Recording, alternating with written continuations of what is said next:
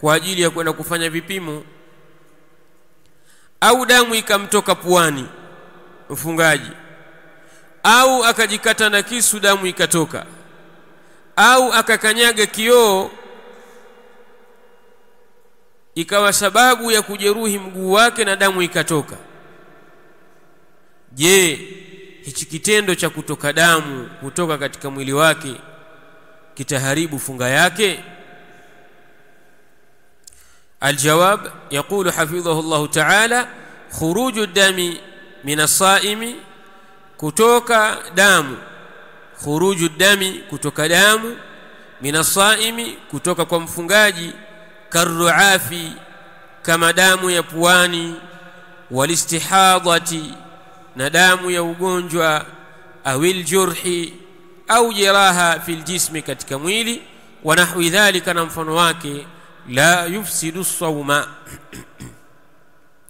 kutoka huko hakuharibu funga. La yufsidu sawma, hakuharibu funga, maana kifunga yake itakuwa ni sahihi. Kutoka damu katika pua, au kutoka damu ya istihadha, au kupata jeraha ambalo likatoa damu katika mwili wake, au amekanyaga kioo damu ikatoka katika mwili wake, hilo jambo haliharibu funga. Funga ya mtu inabaki kuwa ni sahihi. Wa mithluhu, na mfano wake, lau ukhidha minhu tahlilu damin, lau patachukuliwa kutoka kwake yeye vipimo vya damu.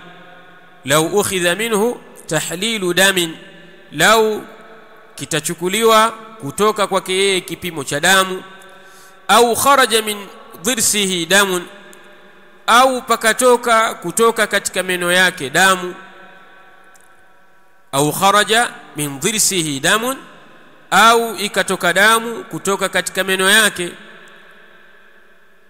Falam yabtali'hu, na asimeze. Waqama bilafdhihi wa basqihi, na akaitema. Kullu dhalika la yuathiru fi siyami, yote hayo hayaathiri katika funga. Wa siyamuhu sahihun, na funga yake ni sahihi. Kwa hivyo ikiwa patachukuliwa damu kwa ajili ya vipimo, au damu iliyotoka katika meno na hakuimeza damu hiyo akaitema, basi yote hayo hayaharibu funga yake. Funga yake inakuwa ni sahihi.